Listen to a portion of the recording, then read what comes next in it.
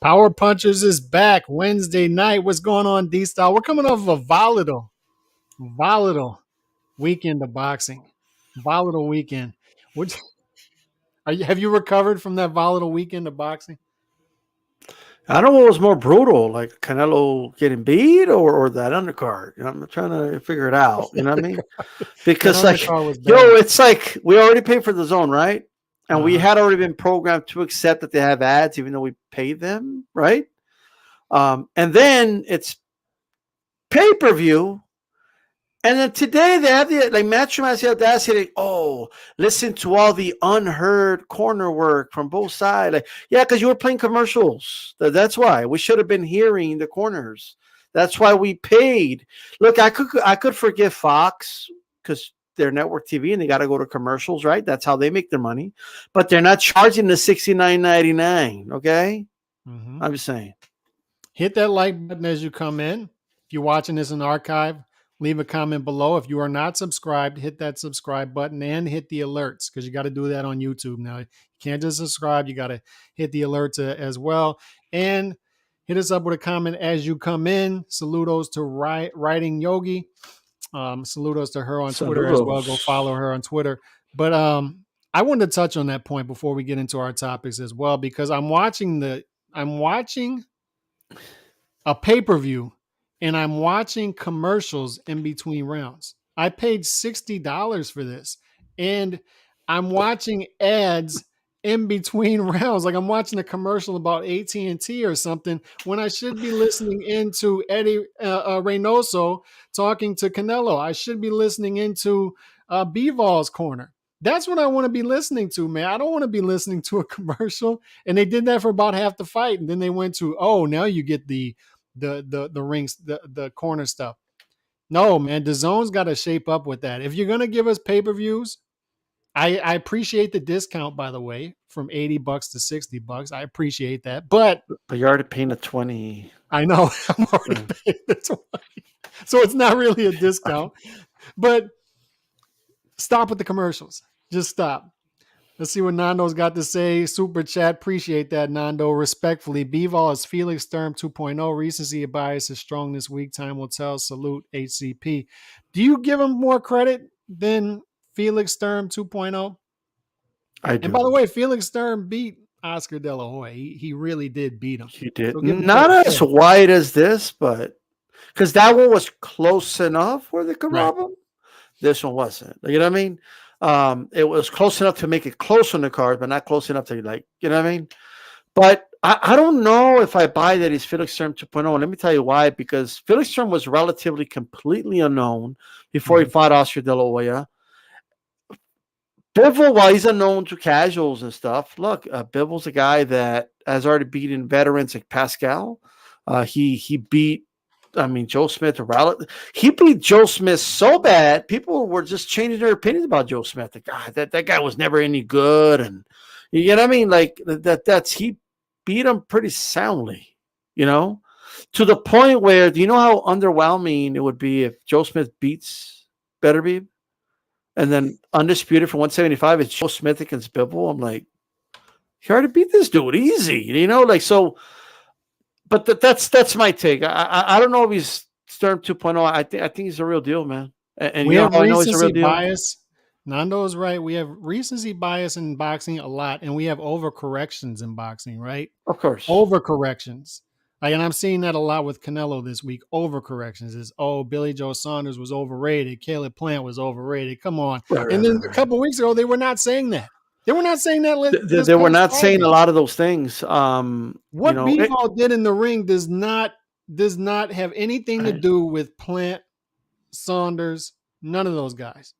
It doesn't have anything to do with what happened at 168. Now, I think Bivol's a serious talent. Like I'm watching this guy defensively, and I'm watching the jab. Calix, but a lot of hardcore boxing fans have been saying for a while, they've been saying like Bivol's that dude. You know, I saw that with Pernell Whitaker earlier. Yeah, Pernell Whitaker watched them live and said, "Hey, your defense is on point." And he has 6 defenses at 175 too, right? So now obviously anything could happen. Like he could get in the ring with Beterbiev and he gets a beat down. He's never the Yeah. same. You never know, right? Anything could happen. Look at what happened to Bostick, who was coming off a great win over Stevenson. You know what I mean? And then that was it. Like after a fight with him, so we don't know yet, right? And But that's what separates good fighters from great fighters, right? It's just sustainability. Is yeah. what do you Like do after the big win? absolutely. Look, Marquez was outboxed a couple of times in his career himself, and he's known he was a Hall of Famer, a legend now, and all that, right? So I don't think this is a. Here's what I'll say. Okay, I'm okay with the guys rubbing it in a little bit because he did lose, and that's the consequences of losing, right?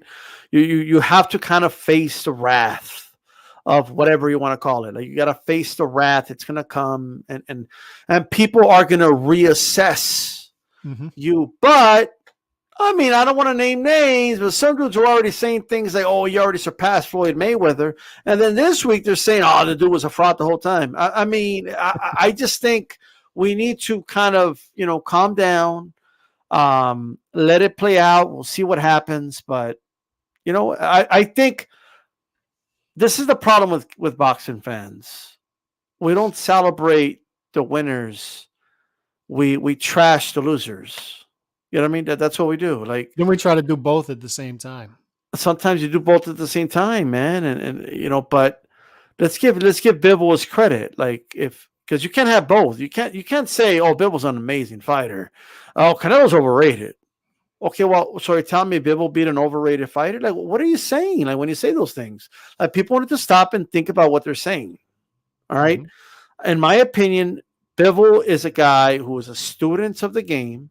And I've been saying this for a while. These Europeans are new Europeans. You know, I mean, this is a whole another breed of fighter. This is a student of the game. I was watching interviews of his, right?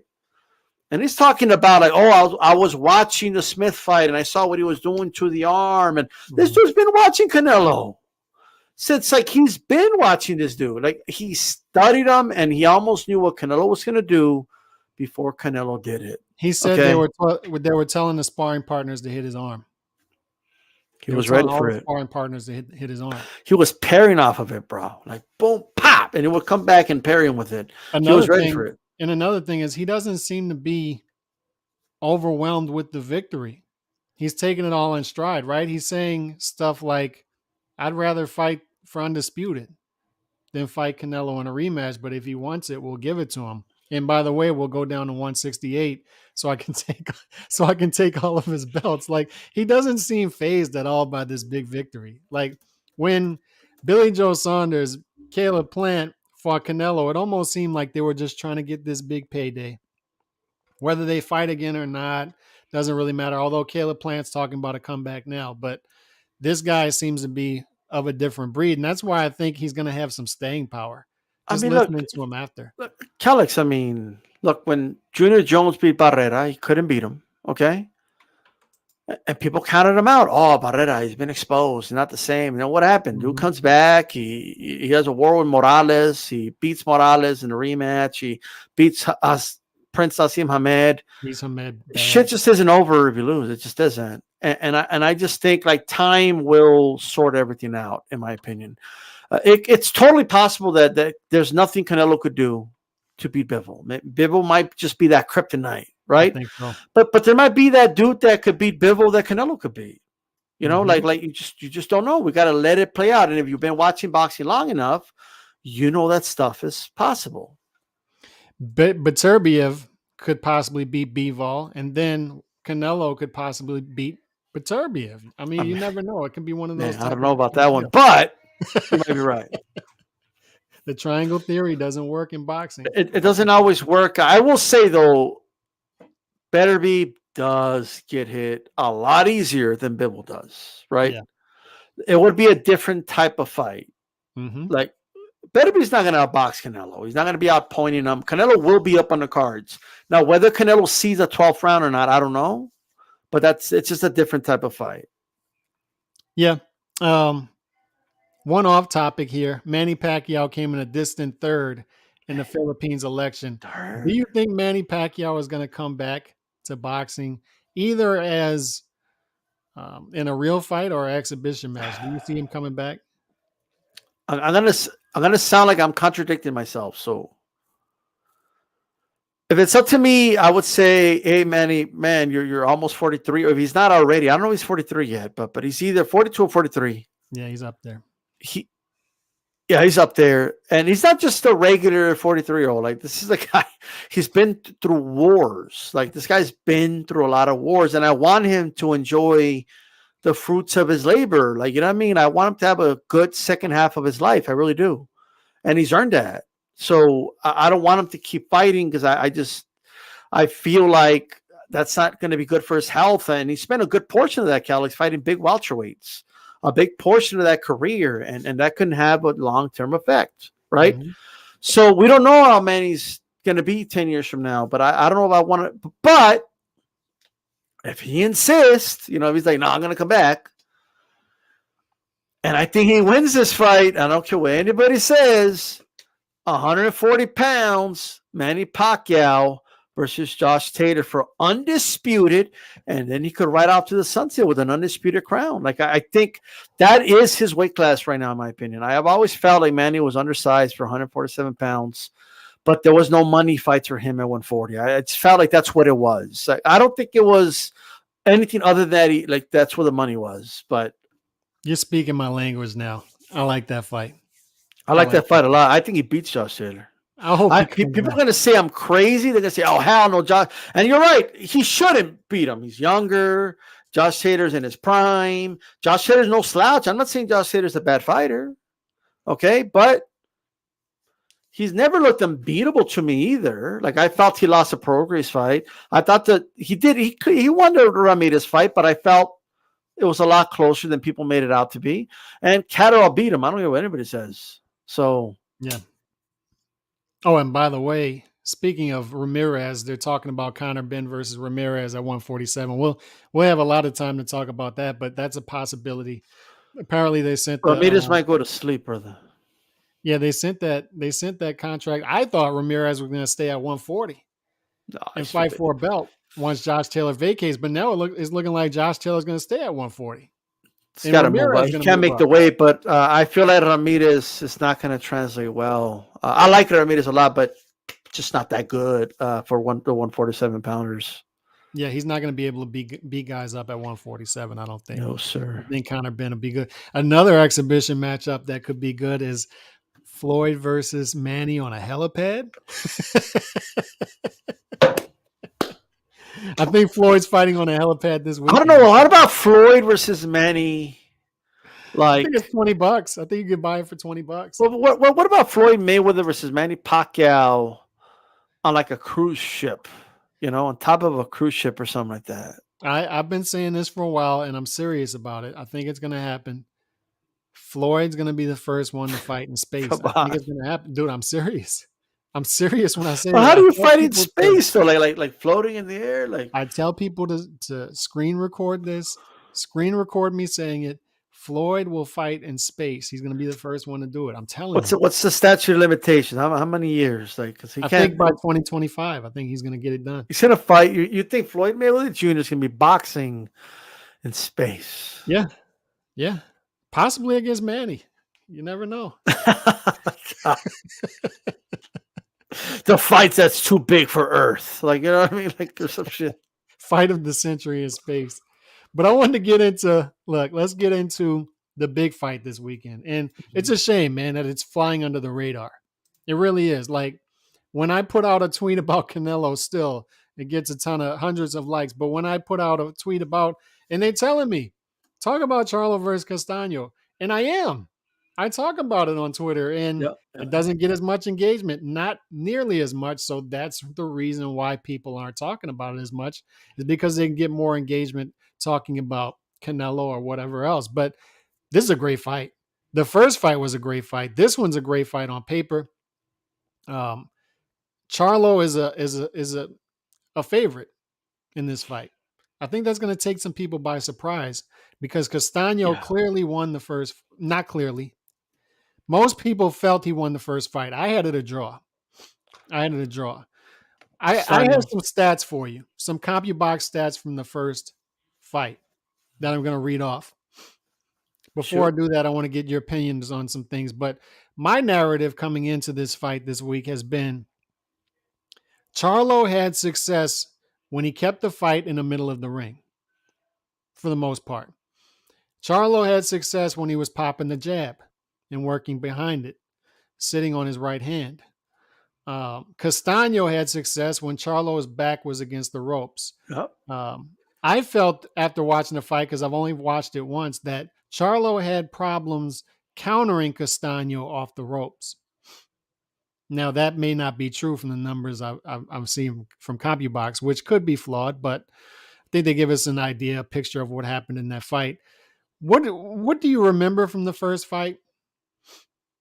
I'll look at the numbers in a minute and read off, but what do you remember from the first fight? Of who did you have winning the fight? How did you see that fight playing out overall? Look, I felt very confident after that fight that Castano won. But it was in Texas, so I wasn't sure they're going to give it to him. Mm-hmm. But the fact that he pulled off a draw kind of tells you, you know what I mean? A draw is not crazy. And look, Jermell 7-5 isn't crazy either. You could have it 7-5. It's possible. Mm-hmm. It was one of those fights. But what I remember is just what you described. Jermell was having a lot of success in the middle of the ring, right? Popping that jab. He's a little faster, just a little bit. It's not this big gap that people think it is. He's a little faster than Castano with the hand speed. Mm-hmm. Okay, but Castano's right there with him. You know, it's not like he's right there. But what I remember is this. I think I felt like when Castano wanted to back him up against the ropes, he could do it. Right? I felt like when he would pick his spots, and he was a little cautious coming in, but once he closed the gap and he was away from a big straight or overhand landing, he was able to back him up, okay, get in his chest, using I like to call it a modified high guard. It's not a complete high guard, right? And he was able to back up Charlo and then go work to the body, work upstairs, up and down, like all around. And he was doing such a good job countering the counters of Jermell, if that makes sense, right? Yeah. Jermell would try to count him, and he would slip it, boom. He actually hurt Jermell one time that way against the ropes, right? So that's what I remember. I like the guard of Castano. He does have it high at times. When he's close, the closer he gets, the higher the guard gets. But he also lowers it. He kind of keeps it eye level. So he's able to kind of see, and I like that because you could see everything. With a high guard like this, you don't see the side punches, right? You have to kind of anticipate them. And the other thing Castano does, he doesn't like cover up like this, like Ugas does. He kind of, if he sees the punches coming this way, he just raises the arm that he needs to raise, and he uses his feet to get out of the way if necessary. And also when he throws combinations, you know, he kind of just tucks in the chin, you know, and throws combinations. He doesn't like bring him way up here with a high guard like that. And I like that, like, because he varies it a little bit. Okay. And I think Jermell had a little bit of issue with that personally. I feel like maybe they had some sparring partners with high guards and they thought they had it figured out. But Castano he's deceptively, you know, I hate using that word, but he's deceptively like skillful in there, which means he's skillful, by the way. He's compact. He's compact. He's compact and everything. And let me tell you something, the punches and bunches, it overwhelmed Charlo at times. Okay. Mm-hmm. And I'll tell you right now, like, I don't think Castano threw. I think he threw less than his average per fight. He did. I'm going to get into that. And I think that was because he was being cautious. He wasn't just throwing caution to the wind, right? But because Charlo's trying to counter him, and we know he's got power. He knocked out Lubin. He knocked out Harrison in the rematch. And I think Castano knows that. Castano's very aware of all that, you know? So Castano picks his spots and pockets. And once he closes the distance, I mean, he was backing him up. The question is, should Charlo kind of cooperate with that? Like, or should Charlo try to fight him back? like kind of try to exchange with him and now allow himself to, because then I think he could be fighting Castano's fight if he does that. Yeah, so let me give you some stats. Because I said what I want to see Charlo do more of is jab. Keep the fight in the middle of the ring. I didn't feel like he jabbed enough in the first fight. Also, I want to see him better with his counters when he throws a power counter shot. Okay, so here's some stats that pushes back on that. Like when I watched the first fight, I didn't think Charlo did enough of this, but he threw 287 jabs in the first fight. Man. He threw 24 jabs per round. He landed 53 overall. So maybe you could say you'd like to see him land a better percentage of jabs, but he was throwing it. And he still was not able to keep that fight in the middle of the ring enough. So I say I need to see him jab more, but how much more can he jab? Also, I'd say I need to see Charlo's output a little higher in order to get rounds, but Charlo threw 44 punches per round, which is above his average. He's right around 40. So that's above his average. Castano threw 49 punches per round. That's well below his average. So you look at that and you say, oh, that's a more economical fight. It favors Charlo. Mm-hmm. So can he do any better than that? Can he throw more jabs than that? Can he make it an even more economical fight than he did the first fight? So when I'm looking at these numbers, these are Charlo numbers, right? Those stats that I just read are Charlo numbers. And he Right. still lost the fight from most people's eyes, right? So what adjustments can he make? Can he try to do those things better? I mean, those are troubling stats to read for me because those signal that this should have been a Charlo fight, but it wasn't. Castano still did those things well. And Castano, here's the biggest stat of the fight. You ready for it? Power punches thrown. 400 power punches were thrown by Castano. That was the story of the fight. Castano sat on those punches. He kept Charlo honest. He kept Charlo backed up, and that exceeded everything that else that I just read. That's a Castano number. He outthrew Charlo 400 to 246 according when it comes to power punches. Yeah, but I'll tell you right now, I think that was the right game plan by Castano. Like going out there just throwing more punches, I don't think was going to work against Charlo because then he will open himself up to get countered. Right? He was picking his spots, and I think he's going to continue doing the same thing. Yeah, and you just said it. He was smart about it, right? Because he threw 400 power punches out of 586 total punches thrown. Right? So most of his punches are power punches. He's not throwing any jabs. He had rounds, I was looking, where he threw one or two jabs. He should throw jabs. I will say that.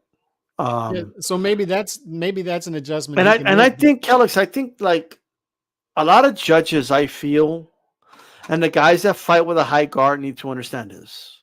For whatever reason, like judges don't value parrying shots, blocking shots, like you know what I mean? Like they just don't, right? Mm-hmm. And then with that style, sometimes because you're so busy parrying and then you're stepping in, and then when you're inside, I mean, you could throw a jab in there, but if you want to back them up, but for the most part, you're inside, you're in hooking range, right? So the judges see that. They see you're not throwing jabs, and the jab is a punch that stands out, for boxing. When you're looking at a boxing fight, that's I think our brain is almost programmed to count the jab a little bit. You know what I mean? And if a judge feels a round, I think even we do it. Like if we feel rounds really, really close, we're going to likely give it to the guy that landed more jabs. Right? If that could be the difference. So I do think Castano needs to utilize the jab a lot more. He needs to throw more jabs. And right now the poll has Castano at 69%, Charlo at 31%, which is right around where about how many people felt Castano won the fight. From the polls I remember, it was around 70% felt Castano won, about 20% were with me a draw, and about 10% felt that Charlo won the fight, which I felt was a bit extreme. I didn't see much of a case for Charlo winning that fight. But here's another stat from that fight. Castano landed 41% of those power punches, but Charlo also landed 40% of his. So both guys Right. were landing a high rate, a high percentage of power punches thrown, which once again, when I see what can Charlo do different in this fight, I don't see much. Like he was throwing the jab. He had a higher output than he normally does. He brought Castano's power punches per round down, although that could have been Castano, like you said, picking his spots. That could have been Castano. Um, but he was landing a lot of those power counters, and he was Right. landing those shots flush. So you say if he lands 40% of 246 power punches thrown, then Castano's got a hell of a chin, right? Yeah. Another Yeah. narrative coming in is that the Harrison fight, that Charlo made adjustments and fought better. But if you look at the fight, it was close on the scorecards going into the 11th round. Yes, it So was. Charlo was still in a dogfight with Harrison until he knocked him out, right? So to me, the big question is, I don't know if Charlo is going to make or have adjustments to make against Castano, reading these numbers and watching the Harrison rematch, but it's still a big ask to go 24 rounds with a puncher like Charlo, right? So that's the big Yes. question. Like, can Castano go 12 more rounds throwing 50 punches per round?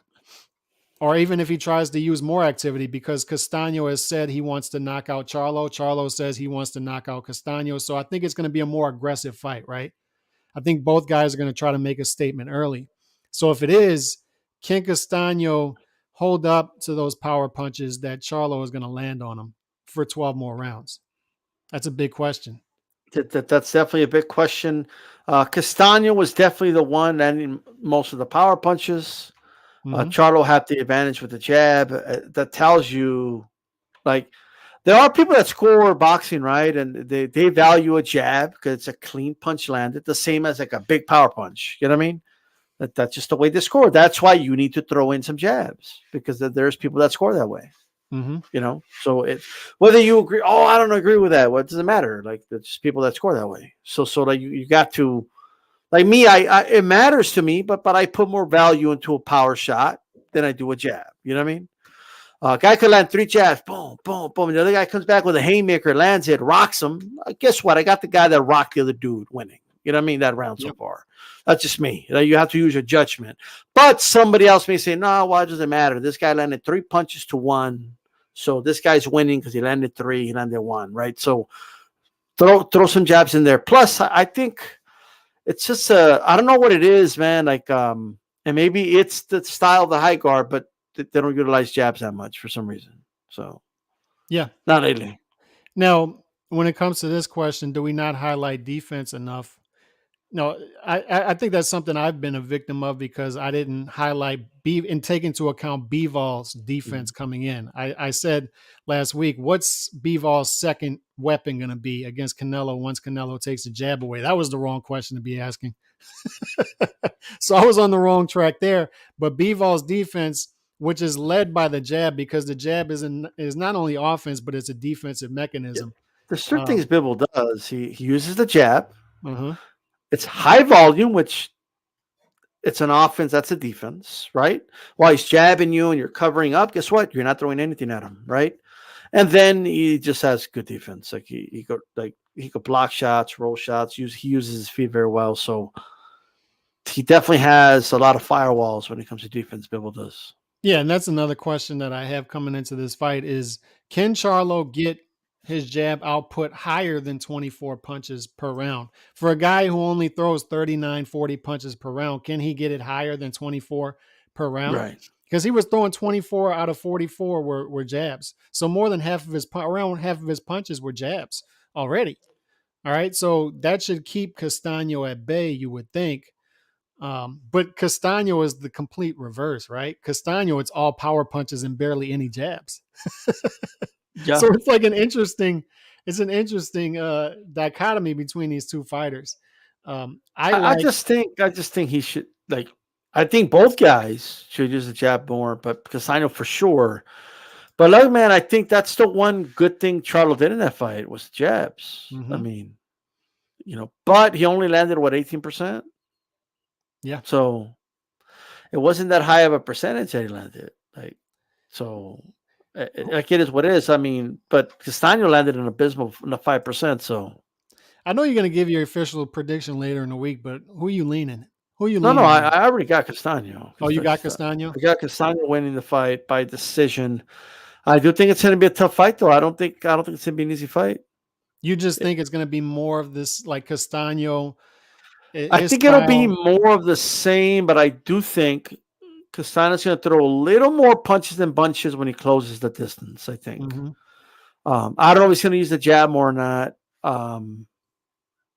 because I feel like once he closes the distance, he likes to just throw his power shots. But I mean, because Castano, he kind of just uses it as a rangefinder to get in, but it looks horrible in the stats, though. You know what I mean? I'm split between Castano decision and this right here.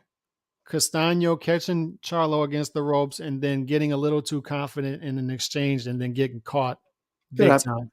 Kind of like Harrison did. Getting a little too overconfident. It could happen, but like, you think it's going to happen again? Because he did it to Harrison, now he's going to do it to Castano. I think people are betting on that. Yeah. Right? Look, I'm not going to count out Jermell. I mean, he could definitely win, right? But I feel like the one that needs to make the adjustments, the one that needs to prove that he can win this fight is Jermell. Mm-hmm. Like, I don't think Castano needs to change anything.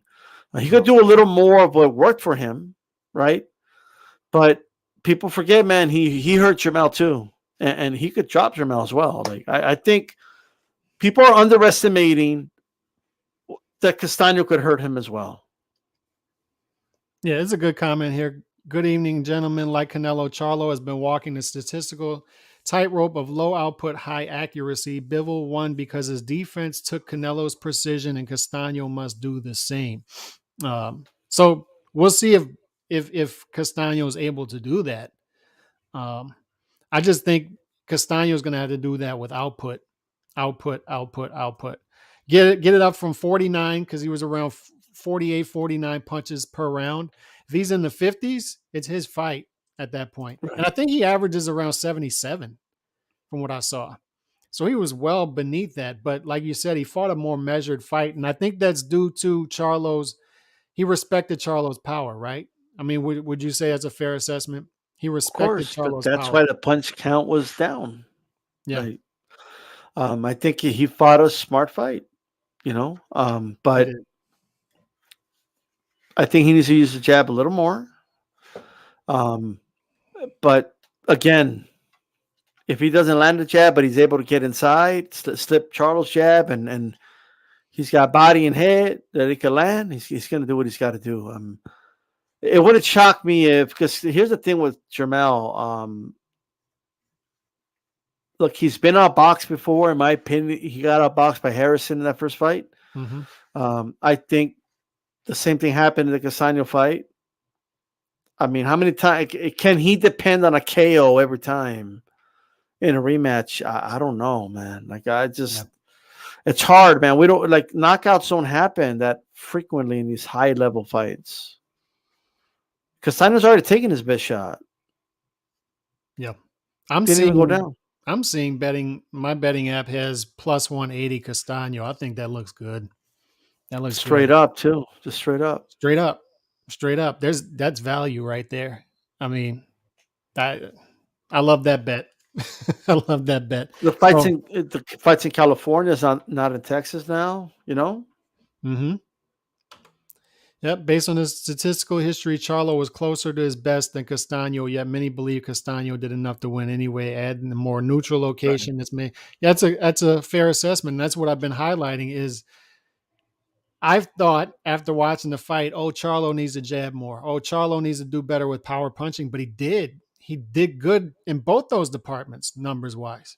24 jabs per round, and then he's landing 40% of his power punches, and he throws 240 something power punches. He did good statistically, and it still wasn't enough. And now we're going to a neutral location. That's a fair assessment. Like I think this leans Castano, but I still worry for Castano. Like my gut just tells me, man, like he's going to get hurt in this fight. I think he's going to get hurt in this fight. He's not like it's to hurt business. You know what I mean? And Harrison was hurt early in their fight as well. and Well, he still did good after that, but he never fully recovered from it, as you saw in the 11th round. But right. will that happen to Castano and hurt his output? I That don't know. that's what makes the fight very intriguing to me because Jamal can if Jamal lands clean, he could hurt him and he could drop him, he could stop him, right? Mm-hmm. I do think Castano could take some though. I don't like, you know what I mean? I do think he's got a great chin, but we'll see, man. Like I just think Castano is going to overwhelm him a little bit, in my opinion. I think he's going to feel overwhelmed. I think Charlo's going to overcommit, like try to like back up Castano because he doesn't want to get caught in the ropes again. And I don't know that's gonna I don't know that's gonna be to his benefit. Yeah. Because if you're Castano, you want to be in the phone booth with him. Like Charlo needs to generate power, from mid range, and if Castano has you on the inside already, I mean, if you're Charlo and you're trying to back him up, you're fighting his fight. I wonder if it's going to have like a Martinez Paul Williams type of deal where they went 12 rounds, close competitive fight, and then all of a sudden we had a knockout early in the second fight. Like It could happen, of course. You know what I mean? It could happen. Yeah. So it's a great fight. Love the rematch. Love that it's for Undisputed. And I would love if more people would talk about it because still it's flying under the radar somehow. And I think it's just because it's sandwiched in between bigger names. But 154 division has been doing it well with top guys fighting each other for a couple of years now. And 154 Charlo has been a guy who's been taking on all comers. So I appreciate that from him as a boxing fan. And looking forward to this event, and my official prediction video will come on this channel tomorrow and on Twitter as well. Good. I want to talk pound for pound as well because it's been the hot topic after Canelo's loss. So for about 2 years now, roughly, Sure. I'd say about a year and a half actually, we've had 2 through 10 has been volatile, right, in the pound for pound rankings, but number 1 has been solid. We had Canelo. There was shutdowns, right? And then Canelo said, I'm going to fight in December. I'm going to fight in February. I'm going to fight in May. I'm going to fight again in December. So he fought 4 times in 12 months, cleaned out a division. So we said, okay, that's clearly the pound for pound king. That's clearly the pound for pound king. Not only was he the pound for pound king, we felt he was lapping everyone, right? So, but now he loses and it creates a vacuum. It creates a vacuum at the top. Now we have volatile 1 through 10. All 10 rankings are now volatile. So it creates a situation like, what do you do with it now? Who is the pound for pound king now? Because you have a guy who is fighting 4 times in 12 months, fought 3 times in 2021, has already fought once in 2022, and he plans on fighting again in September, either against Golovkin or Bivol, from what I'm seeing. So his activity level is off the charts. But then you have other guys with good wins, but they're just not active. So what do you do with your pound for pound list at that point? What do you do? What is D-style boxing? What does the top of your pound for pound list look like right now? And we'll go off of that. So I'm going to try to give you a list, but before I give you a list, I just don't like the listing. I've never liked it. I never liked the top 10 pound for pound. I never liked it ever. I never liked debating with somebody if a bantamweight or a heavyweight should be number 8. Like, you know what I mean?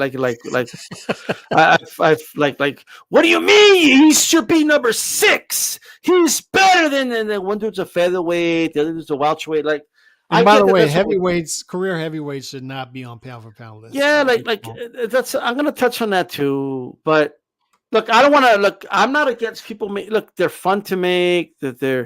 But everyone needs to acknowledge that they're a fictional. It's a fictional list. Okay, it's elusive. It's elusive because it's mythical. Yeah, it's mythical. So like people need to acknowledge that. Like people like get their feelings hurt that their fighters not in the top 10 list and. Like everyone's list is different. Like, you know what I mean? And so it's whatever, right? So I don't want to ruin people's fun. To me, pound for pound is a title to me. It's not a list to me. Mm-hmm. Ray Robinson, that dude is the best pound for pound best fighter on the planet. All right? Like that's just how I feel. When Benny Leonard, was doing his thing, that guy is the best pound for pound on the like in the world or whatever, right? So like I'm not saying Ray Robinson that's when pound for pound was it before some jackass comes on here. It was said before that, right? I get it, but it was popularized during the Robinson era, right? And because people knew, and you have to put yourself in the mindset of people back in that time. We still kind of do it today. The best was the heavyweight champion. Okay, there was no pound for pound list and or anything like that. Like the best meant you got to be the heavyweight champion of the world. That whole process, the mentality of it changed during Robinson, right? So Ray Robinson was so good, right, that they acknowledged him that way, right, as the best pound for pound boxer on the planet. That's all it is. And I've always felt like when Whitaker was on top, he was a pound for pound king, right? Chavez at one point was a pound for pound king. Okay, Mayweather was the pound for pound. Like we all just knew in his prime that Floyd Mayweather was the best boxer in the whole sport. Mm-hmm. We knew he was. We knew he was the most talented. We knew he was the best. Whether he fought once a year or was active, we knew he was the best, right? Pacquiao at one point, after he beat Cotto, or a little before that even, Mayweather retired. Pacquiao took that, like he snatched it. He was the best fighter on the planet. You know what I mean? So like to me, that's what it is. I just want to FYI. It's already subjective as it is, but I think for the most part, we all know who the best fighter in boxing is, right? For the most part. There's times where it's a little difficult, but for the last few years, we've just known Canelo's the best boxer like on the planet. Obviously, that changes now because he lost, right?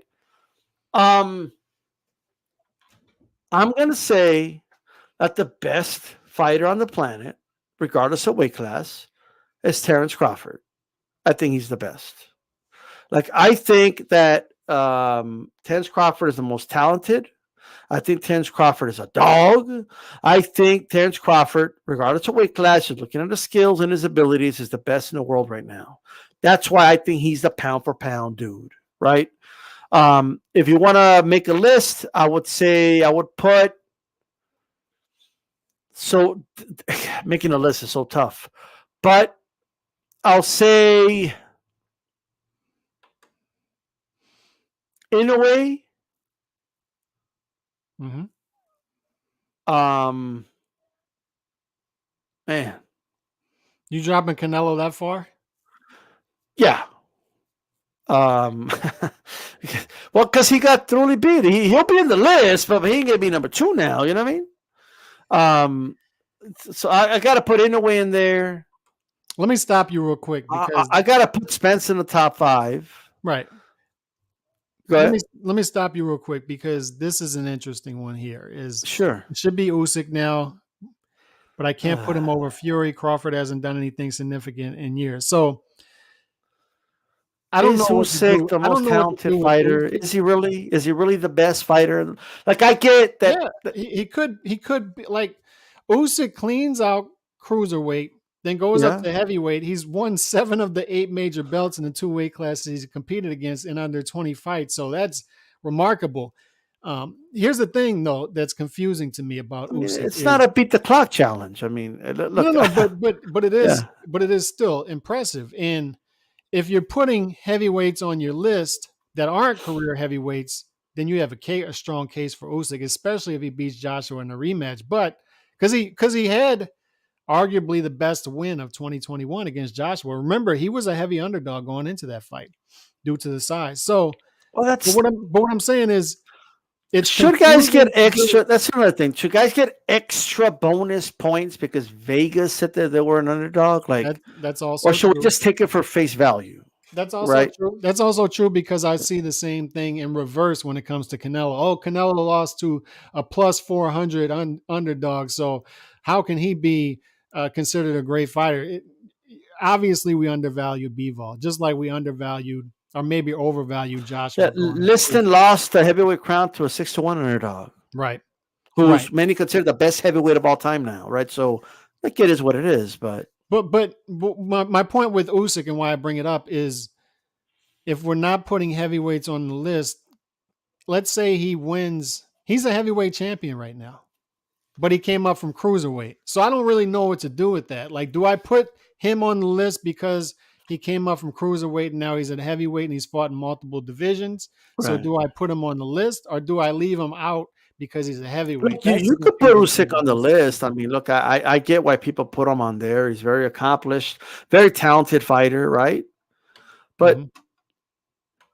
I don't know. Maybe it's just my way of thinking, but I just don't. I don't value like cruiserweight and heavyweight like that. Like, I don't think the talent pool is as deep. Like, I think like you got to do like Mean Machine with all that talent at heavyweight. He's a top dude. Like he's knocking dudes out up there. Like if a dude that has that talent, in my opinion, right? I think a dude with the talent of like Jeff Horn at heavyweight, right? Like is you know obviously look, I'll give you Fury, I'll give you Joshua Usyk, but is how many of those heavyweights have more talent than Jeff Horn in the top 10? Yeah. I don't see them and But say, at the same man, they're more time, talented yeah. than even a Jeff Horn. Like that's just my opinion, right? I just think it's and this is what people do. They're like, oh look, he's already unified at heavyweight. Look, I mean, he's not like Joshua was a big win coming up from it is a big cruiserweight. Come no on. no it is a big win, but it's a little misleading to say, oh look, he's already got 3 of the belts at heavyweight. Well, it's a big win, but he beat Joshua for it. He didn't beat like 3 dudes for those 3 belts. Is what I'm saying, right? And I just feel like, okay, But he well, beat a guy what who about what Spence is accumulated doing? 3 Like belts, though. Spence has gotten 3 belts from 3 champions at welterweight, Uh-huh. right? And I don't know, like, is he a more talented fighter than Ugas? Like, is he? I don't know. I mean, Possibly. This is you why could this is argue it, so of course, but I mean, it's hard to say because we're comparing the heavyweight to But let I me get all that, but let me do this. Let me take the top 5 pound for pound guys coming into this past weekend. It was Canelo, let's say Usyk, let's say Crawford, let's mhm. say Inoue, and let's say Spence. That's a universal top 5, we would Yeah, say, I right? got So Spence in my top 5 as well. Yes. okay, so let's take that. Canelo loses, obviously. Okay, so the number 2 guy, let's say it's Crawford. He fought once in 2021, and we're 5 months into 2022, and he doesn't have anything scheduled. So let's take Inoue. Inoue fought twice in 2021, but obviously the level of opposition went down. Mhm. Spence just fought once, doesn't have anything scheduled yet, and didn't fight at all in 2021. And people are like, oh, the eye, but that's part of it. Right, right. Durability is part of this equation. So, and then we've got who is the other one I mentioned? Usyk. Usyk fought once in 2021, and they say, oh, the war has held him back, but the war wasn't going on in 2021. He fought once, and he'll likely fight once in 2022. So, can we hand over the pound for pound crown to part time fighters? Like, I don't want a It's pound a for pound part-time king that, sport. but I don't want, like, okay, in golf, in tennis, in any other individual sport, NASCAR, Right. you have to see, in order for them to have rankings, be at the top of the rankings, individual rankings, you have to see these people compete a certain amount of times or they get docked for not competing in enough tournaments. So Right. I just think when you're putting together a pound for pound list, and anybody can do what they want with it, right? I mean, it's all subjective, but for me, Mm. And what I would like to stress to people is I think fighters should be docked for not being active enough because it's easier to look good when you have to work 8 weeks per year. Like they go Right, into an right, right. 8 week training camp, and that's it. And then we don't know if we're seeing that guy again this calendar year. Like So that's when all are we those going are to see fair Errol Spence? points. When are we going to see Errol Spence fight again? All When those are we are going to fair see Terence points, Crawford but fight but again? but but here's a difference between a pound for pound list and tennis rankings and all that, right? Those are official rankings, like due to results of their playing. Pound for pound list is a subjective list. And they're not It's competing against each other. and I think people overthink it. It's who are the most talented fighters on the planet. I mean, that's all it means. Yeah, You it's start off with interesting. who's the dude, what you do is okay, he's number one. If he wasn't there, who would be number one? Okay, that's your number two. If those two guys weren't around, who would be number one? That's your number three. I just think that's how I do it. That's how I would do it anyway. I should say. Let me ask you this: is there a case for Canelo to still be the pound for pound king? I know there's no precedent for a losing I fighter to mean, still be number one, but was he that far ahead of everybody else that you could still say he's number one? I think that's an interesting question. but didn't like Pacquiao get knocked out by Marquez and they still had him above Floyd or some shit like that? I don't know. I No, would have to see what Floyd was doing at that because they time. said like, oh, one loss doesn't like. They had him ranked like pretty high. Like, you know what I I mean? I Even doubt after he that was. knockout loss. Yeah, I doubt he was still number one though. I just don't see. And the same thing happened with Lomachenko because remember when Lomachenko lost to Teofimo, the question was, is it Lomachenko or is it Crawford? Remember ESPN was saying, oh, Lomachenko could be number one, Crawford could be number one. There was Here's what that I whole think. narrative. But what I'm saying is Lomachenko loses to Teofimo, and I see people dropping him all the way out of top 10. It's like, how do you go from here all the way down here off of one loss? And I don't want to see Right. people do that with Canelo because it could fighters can see this and say, okay, they're setting a precedent there that if I take on a tough fight and if I lose, then I'm going to drop all the way out of pound for pound rankings where I could be fighting once a year and I could be fighting not so great opposition that I could look great against and make a lot of money doing it. So I'm going to go over here and do that. That's why I caution these people when they're putting together pound for pound lists is to take that into account because you want to create a list. You want to create incentives for fighters to fight tough competition. You I should would still value that. have I would still have Canelo high. I would have him up there. Yeah. Because this could be a case where it's just a guy that stylistically beats him, right? But it doesn't necessarily mean like, like I said, like Bivol might get beat by somebody else that then Canelo beats, right? B Hop got out boxed before. He got up like he lost to Taylor. Taylor got knocked out by Pavlik, and then B Hop easily beat Pavlik, right? B Hop lost to Dawson. Pascal beat Dawson. Then he comes back and he beats Pascal, right?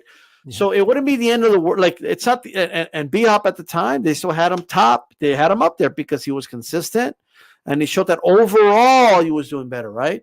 So Bivol still needs to prove that a little bit, right? So I would have Bivol outside of the top 5, me personally, but he's got to be in the top 10. I would have Shakur Stevenson in the top 10. I would have just me personally. I was looking the other day at this. If you go up and down the rankings, you can make an argument. Like you can make a good argument for about 20 to 22 fighters being in the top 10. Like you can make a case for them. That's how I'll many tell you guys who else I would have in my top 10. Go ahead. Okay. One, I wouldn't have Chocolatito in my top 10. That's just me. Me personally. I think he's just outside of the top 10. Mm-hmm. But I mean, Stephen Fulton should be in the top 10. I don't think he gets enough respect for some of the big wins he's had lately. Yeah. I personally scored the fight for Figueroa, but the official result is that he won, and you could argue he won.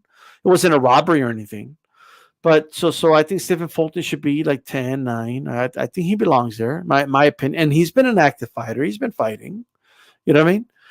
And he's been doing it against some of the top dudes there. That's just me. I think Gallo Estrada, in my opinion, belongs in the top 10. So you can make cases for a lot of the lighter weight class dudes to be on there that aren't getting the love. Fulton, you mentioned him. Chocolatito could be in the mix. Estrada could be in the mix. Bam Rodriguez could be in the mix. You could say possibly one. If he beats Soran Vise, you definitely at that point got to. But obviously, Inoue is on there as well. Yeah, but the Still problem is, bro, standing they at already have 130. 3 115-pounders. Yeah, no, but Well, not everyone, but you have Ioka, Chocolatito, and Gallo. but 3 from one weight class. and Bam Rodriguez. I mean, if half, like half, I mean, that's But what I'm crazy. saying, these fellas, you could have a division like that. 115 is a Shark Tank. My God, like 115 is deep. That's the deepest division in boxing. What about somebody just randomly said, what about Beterbiev? I mean, he beat Vashtik. I mean, knocked him out. He just destroyed Brown. Like, Yeah, and you know what it is? I'll say this. Pound for pound, there's a bias with styles of pound for pound.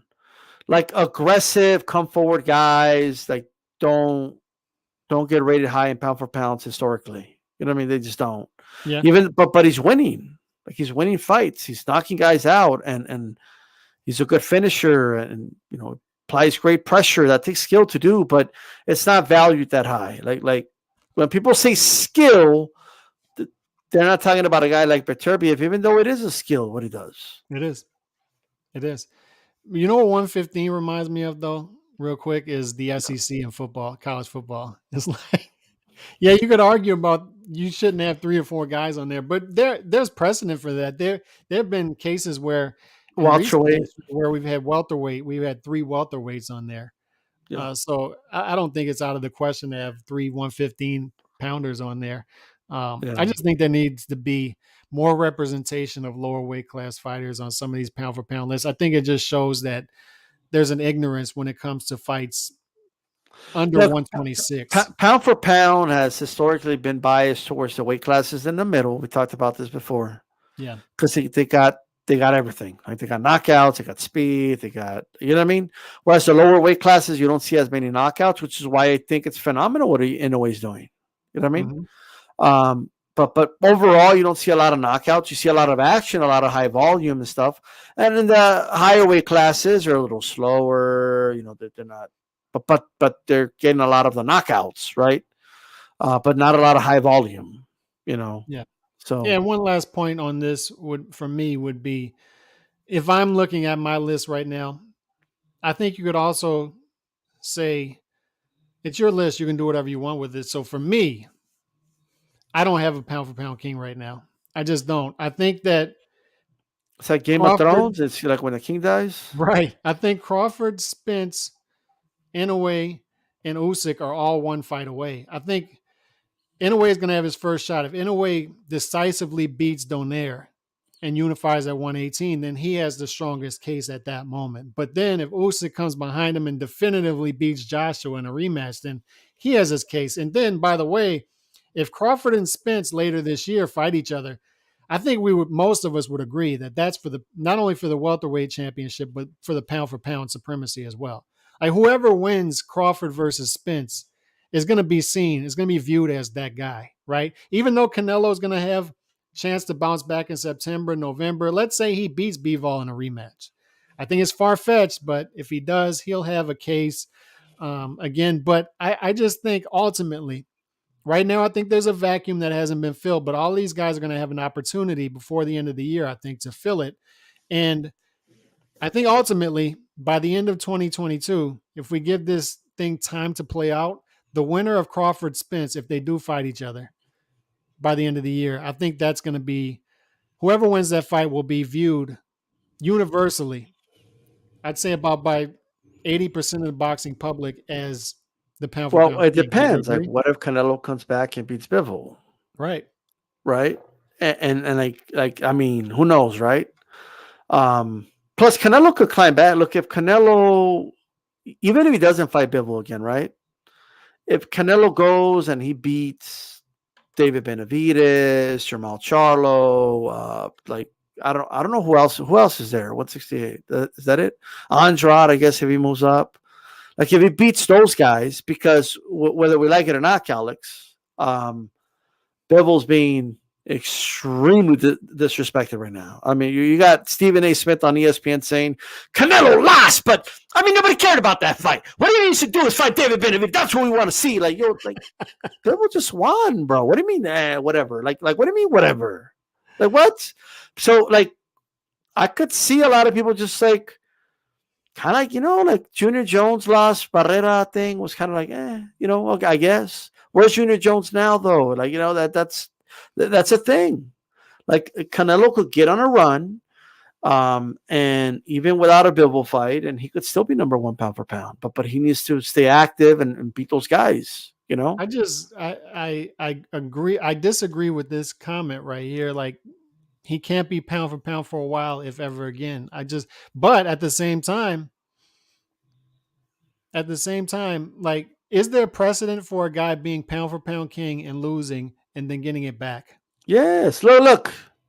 Bro, Manny Pacquiao was knocked out twice in the earlier weight classes. Okay. No. But Pacquiao wasn't pound for pound king at that point when he was knocked out. Manny Pacquiao was early in his career, lower weight class Manny Pacquiao. He wasn't. So he was like, I believe, like top 3, top 4 for a while, and then he was like number 2 for a good while when Mayweather was number 1. Mm-hmm. And then Mayweather retired. Obviously, Pacquiao became number 1 pound for pound. Mayweather came back. Pacquiao was still number 1 pound for pound for a while. I think he kept it for a good. I think it was to like the third Marcus fight that they kind of bumped Pacquiao to number 2. Right. I think. But I can't think of a fighter being the pound for pound king, recognized universally, and then losing and then getting it back after he loses. I can't really think of any off the top of my head. Maybe it happened. It's tough. It's tough to say. I'm not sure. Like I can't. I'll have to think about it. Maybe somebody knows, but I can't think of any precedent for it. Because there's a lot of guys they lost and they never saw that top spot again. Okay, but maybe Robinson.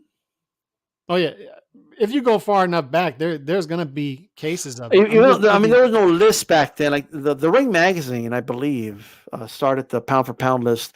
There was top 10 lists before. I mean, Haplotep have talked about that before, but they weren't pound for pound lists. Right. Mm-hmm. So I think people confuse those two things.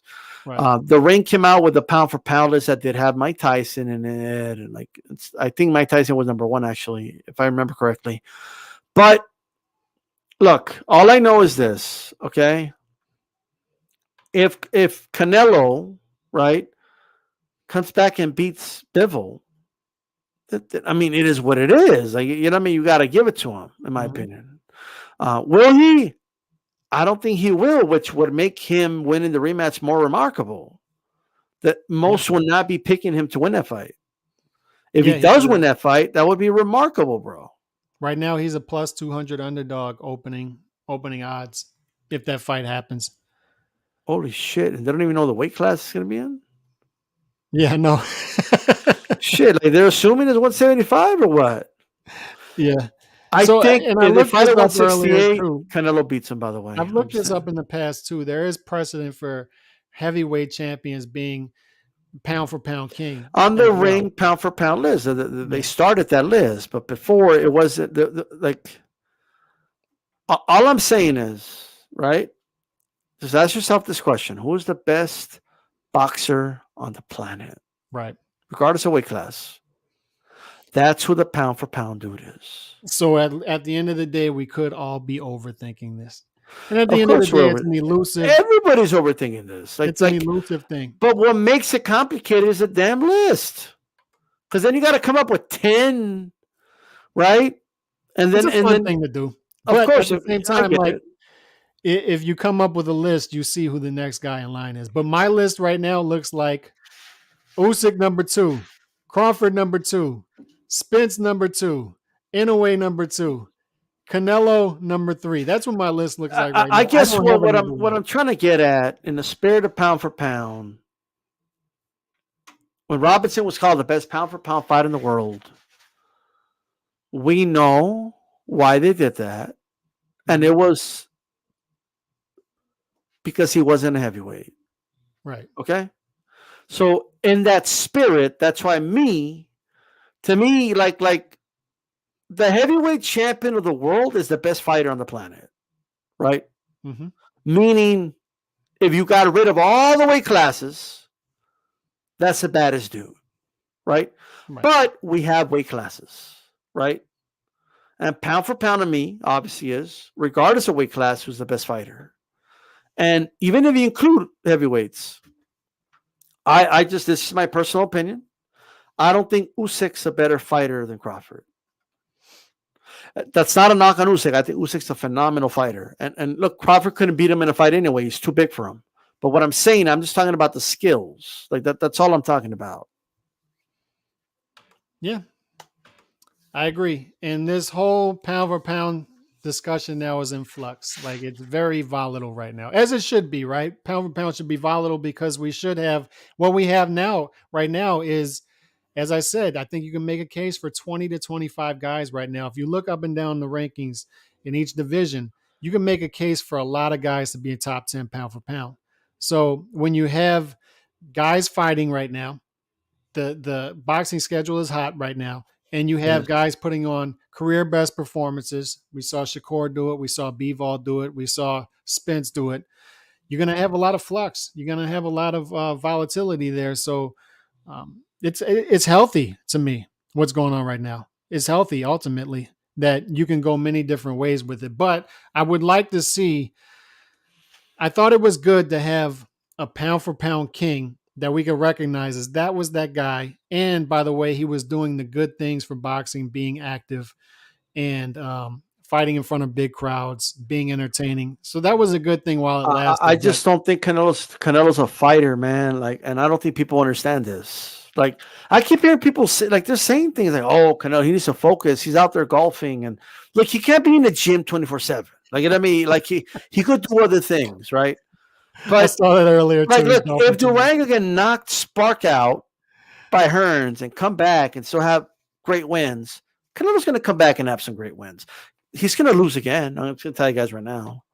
Okay, whether it's to Bivol again or somebody else in the future, because he wants to keep fighting, he's going to lose again, right? But he's also going to have some big wins. I wouldn't count. Can you count out Canelo in a fight with Beterbiev? Like, can you just count him out? No. You know what I mean? Like, even if you favor Beterbiev, he matches up better with Beterbiev. Hindsight's 2020. I agree, but if things go haywire, Beterbiev could retire him. Mm-hmm. Like if it doesn't go his way, like you know, it's like it's a different type of danger. And I understand this, by the way, of guys losing number one and then regaining it. But my question was, has a guy ever lost while number one and then came back and regained it after the loss when he was number one? And I can't think of any. Like I when Pacquiao lost, I don't think he ever regained it. Mayweather never lost. I don't think Hopkins ever regained it. Hopkins never regained it. Roy Jones regained it. The girl was just posted it. There you go. Yeah, but what I'm saying is Roy Jones didn't lose, right? Oh, he did lose. Oh, you know what? Floyd regained it. Floyd Floyd never lost. Retired. He came back. Yeah, but he didn't lose. What I'm saying is number one. Yeah, right. But I guess this is a good point from Lee Groves is Roy did technically lose that fight in 97 and then regained it. So that answers my question. So there is precedent for it, but much different precedent because we all knew Roy was the better fighter after that fight. That was a technicality. Yeah. But on that note, man, let's wrap this up.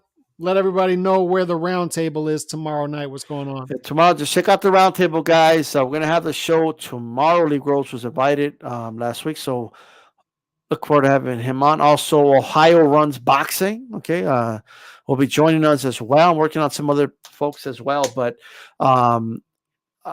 for Power, I would like to bring the power rankings back because I think there's going to be a lot of movement after the Castano fight. Yeah, I know. There's going to be a lot of movement. So Castano Jermel, there's going to be a lot of movement. Bivol obviously made a big impact, and Canelo's not number one anymore on that list in my view.